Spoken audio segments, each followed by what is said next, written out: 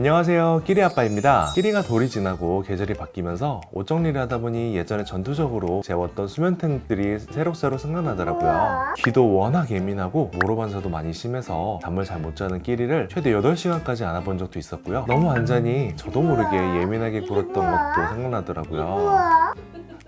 별별 수면템들을 다 써보고 노력하니 드디어 70일부터 통잠을 자기 시작하더라고요. 이번 영상에서는 내돈내산 그리고 직접 써보면서 느낀 효과 있었던 그리고 효과가 없었던 수면템들을 구분해보고 알아보는 시간을 가지려고 해요. 다만 모든 육아템들은 사바사라는 점 꼭 참고해 주시기 바랄게요. 첫 번째로 라라스 베개입니다. 저희는 이거를 쓸모템으로 구분을 하였는데요. 수면에 관심 있는 분들이라면 한 번쯤은 꼭 들어갔을 정도로 정말 유명한 템인데요. 그럼에도 불구하고 살까 말까 망설이게 되죠. 물론 가격 때문에요. 저희가 좀비가 되면서 살까 말까 고민하는 찰나에 동생이 저희에게 라라스 베개를 보내줬습니다. 아기가 품 안에 푹 안겨서 자는 듯한 느낌으로 잘 수 있게 도와주는 수면템인데요. 이게 왜 이렇게 비싸 하면서 처음 써보는 순간 1시간에서 2시간 정도밖에 쪽잠을 못 자던 저희끼리가 무려 4시간이나 푹 잠을 자게 되었습니다. 그때 얼마나 행복했는지 몰라요. 폭 감싸주는 장점이 있지만 반대로 너무 폭 감싸준다는 효과 때문에 끼리가 오히려 땀을 너무 많이 흘리게 된다는 단점이 있더라고요. 날씨가 더워지게 되면서 너무 땀을 많이 흘리게 되면서 보조로 사용하게 되었습니다. 저희는 정말 잘 사용했지만 매트리스 위에 아무것도 올려주지 않는 것을 원칙으로 하는 신생아 잠자리 구조상 위험을 초래할 수 있기 때문에 곁에서 지켜볼 수 있는 상황이 아니라면 조심해서 사용하시는 것을 추천드려요. 다음으로는 머미쿨쿨 또는 좁쌀베개로 불리는 신생아를 가볍게 누려주는 아이템입니다. 저희는 이거는 무술무템으로 구분하는데요. 안정감 있게 자지 않을까라고 저희는 기대를 많이 했었어요. 처음에 오셨던 신생아 도우미께서도 추천을 해주셨었고요. 하지만 이게 무게 배분이 일정치 않다 보니까 한쪽으로 쏠리는 현상이 발생하기도 하고요. 아이가 답답해서 자꾸 밀어내는 현상도 자주 발생을 하게 되어서 몇 번 사용을 하지 못하고 당근으로 보내주게 되었습니다. 이번 영상을 준비하면서 알아보니까요. 무게감이 있는 수면템들 같은 경우에는 질식 위험으로 추천하지 않는다고 합니다. 아이 곁에서 지켜볼 수 있는 상황이 아니라면 사용하지 않는 것을 추천드려요. 다음으로는 일반적으로 많이들 구매해 두시는 베이비캠입니다. 수면 교육 영상을 찾아보다 보니까 낮잠을 30분 정도 자면 얕은 잠으로 바뀌게 된다고 하더라고요. 이것이 바로 신생아 수면 사이클인데요. 옆에서 깰 듯 할 때 엄마 아빠가 옆에서 토닥토닥 해주게 되면 아이가 30분 잘 거를 1시간에 2시간 정도 잘 수 있답니다. 요즘 나오는 베이비캠 같은 경우에는 아이 소리가 나게 되면 바로 알림이 오기 때문에 끼리가 얕은 잠으로 될 때 으행 하고 소리를 내거든요. 그때 조용히 방으로 들어가서 토닥토닥 해주게 되면 낮잠이 연장되는 기적을 볼 수 있습니다. 다음으로는 속사계입니다. 익숙하시죠? 병원과 조리원에 속사계 싸는 법을 워낙 많이 배우셨을 텐데요. 속사계를 오래 하면은 손가락 같은 소근육 발달이 더디다 하는 점이 있어서 속사계 졸업을 빨리 하시는 경우도 있더라고요. 하지만 저희 끼리처럼 모로 반사가 많이 심하게 되면은 일정 기간은 속사계를 해주시는 걸 추천드립니다. 끼리는 속사계 졸업을 늦게 했는데도 불구하고 소근육 발달이 잘 된 편인데요. 건장하죠?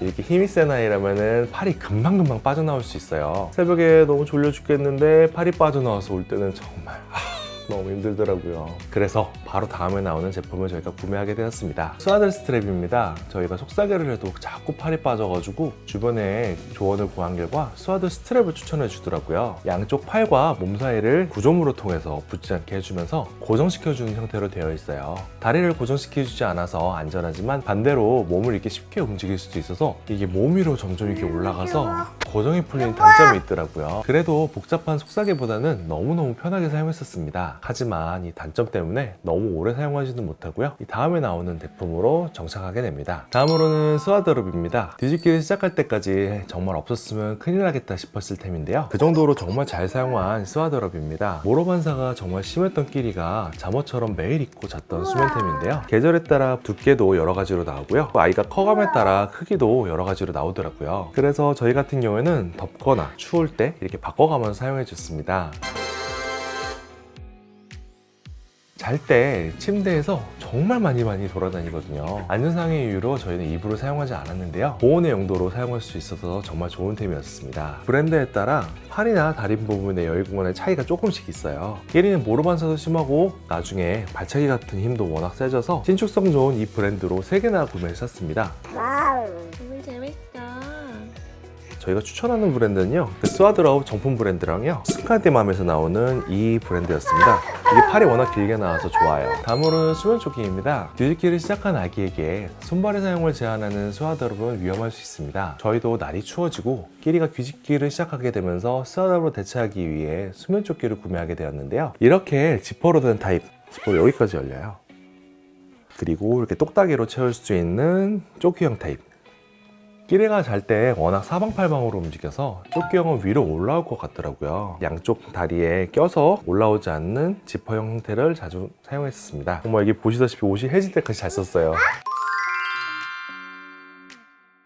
다음으로는 시중에서 많이 보시죠? 바운서입니다. 육아 템빨이라고 해서 인스타그램에서 바운서에 태우기만 해도 바로 자고, 그리고 그래 저희도 좀 쉬고, 그걸 너무 기대하고 구매를 했었는데요. 하지만 저희는 바운서를 아예 안 타더라고요. 소리를 얼마나 지르던지. 제품마다 틀리지만요, 아이가 잘 수 있는 각도를 초과한 제품들이 많아서 잘 때 호흡에 위험한 경우가 발생할 수도 있습니다. 그래서 바운서 위에서 재우는 건 아주 위험할 수 있다고 하니 그 부분은 주의해 주셨으면 좋겠습니다. 다음으로는 닥터브라운에서 나오는 통기 시스템이 있는 젖병입니다. 저희가 이전 영상에서 2번이나 언급했을 정도로 정말 잘 썼던 아이템인데요. 수면템인데 뜬금없이 왜 갑자기 젖병이냐고요? 새벽에 2시간이면 깼던 끼리가 이걸로 먹자마자 5시간을 내리자는 거예요. 수면을 방해하는 요인 중에 정말 배앓이가 크다고 느꼈던 경우예요. 낮보다는 밤에 배앓이가 더 심해서 저희처럼 밤에 잠을 자지 못하게 되는 원인이 되기도 해요. 끼리는 급하게 많이 먹다 보니까 공기를 많이 먹어서 일반 젖병으로는 꼭 배앓이를 하더라고요. 부품이 많아 세척이 번거롭다는 단점이 있지만 잠만 잘 자면 이런 부분은 신경이 하나도 쓰이지 않게 됩니다. 저희는 분유 수유를 끊게 되는 그날까지 닥터브라운 브랜드를 너무 잘 사용했습니다. 다음으로는 리안드림콧 아기 침대입니다. 신생아 특성상 기온은 22도 정도로 시원하게, 그리고 습도는 50% 이상으로 촉촉하게 맞춰줘야 합니다. 오늘 하루 가습기 안 튼다고 어떻게 되겠어? 네,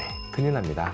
그러면 그날 아이가 자주 깨서 결국은 저희가 잠을 못 자게 됩니다. 저희는 방마다 온도, 습도가 너무너무 달랐기 때문에 계절에 따라 자는 자리로 옮기게 되는 상황이 빈번하게 발생하였습니다. 그래서 저희는 리안드림콧 신생아 침대를 당근으로 구매하였었는데요. 무게도 가볍고 바퀴도 달려서 옮기기도 편하고, 그리고 매트의 두께감이나 단단함도 신생아가 자기에 너무 적합해서 왜 국민템으로 불리는지 알겠더라고요. 다음으로는 쪽쪽이입니다. 신생아의 빨기 욕구는 어마어마하다고 하죠. 특히 저희 끼리는 구강욕구가 강한 편이라 쪽쪽이를 사용했습니다. 먹는 거나 구강욕구가 충족되어야지 더 깊게 잘 자더라고요. 쪽쪽이도 개월수에 따라 단계가 있고 치발기의 역할도 대응하기 때문에 크기와 단단함이 차이가 있더라고요. 아기가 선호하는 브랜드도 달라서 당근에서 저렴하게 구매한 다음에 아이가 잘 쓴다 하면은 단계를 올려가며 사용하시는 걸 추천드려요. 쪽쪽이를 물려주던 그때가 자는 시간이라는 걸 인지하게 된다면 잘 준비를 시작하더라고요. 다음으로는 일반적인 가정에 사용하시는 암막 커튼입니다. 암막 커튼으로 낮밤 구분해주기 수면 교육 영상에서 거의 필수로 언급되죠. 밤뿐만 아니라 낮잠 잘 때도 커튼을 쳐서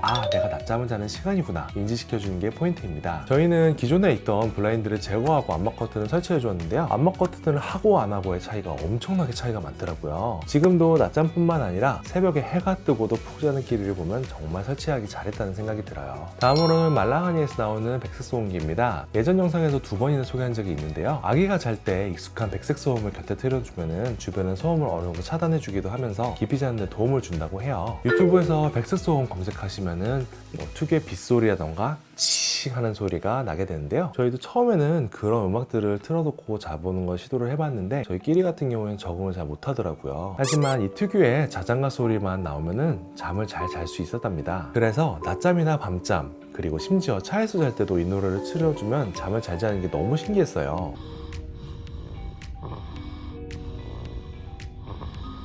다음으로는 신생아 팸 준비할 때 보통 일반적으로 준비하시는 이불 세트입니다. 포근하면 좋지 않을까 해서 저희도 이불 세트를 준비를 했었는데요. 처음에 오셨던 산후도우미께서 바로 이불을 사용하지 말라고 해서 이불을 안정적으로 포근하게 자기가 사용하는 걸 인지하는 거는 36개월이 된 이유라고 해요. 그 전에 아기는 답답해하면서 걷어찰 뿐만 아니라 가만히 자는 거는 잠깐의 순간뿐 엄청 돌아다니면서 자는 모습을 볼 수 있는데요. 그러다가 이불에 묻혀서 빠져나오지 못하는 경우도 발생할 수 있는데요. 이러한 위험성 때문에 아기가 자는 침대 위에 이불은 절대 올려주고 자면 안 된다고 해요. 아이가 추워 보이는데 어떡하지? 라고 생각하신다면 위에 추천드린 수면조끼나 손 발사계들을 사용해서 보온을 챙겨주시면 됩니다. 신생아 때 가장 기다렸던 순간은 100일의 기적이었던 것 같아요. 신생아 키우면서 잠 못 자는 게 정말 겪어보지 않으면 모르는 거라 수명이 줄어드는 거를 매일매일 느꼈었는데요. 통잠 자기 시작하니 그때부터 좀 정신이 들고 정말 살 것 같더라고요. 정말 많이 힘드시죠? 조금만 버티시면 통잠이 오니까 힘내셨으면 좋겠습니다. 영상이 도움이 되셨다면 좋아요와 구독 꼭 눌러주시고요. 제가 영상을 만들 수 있는 원동력인 것 같아요. 감사합니다. 안녕. 네, 안녕. 끝.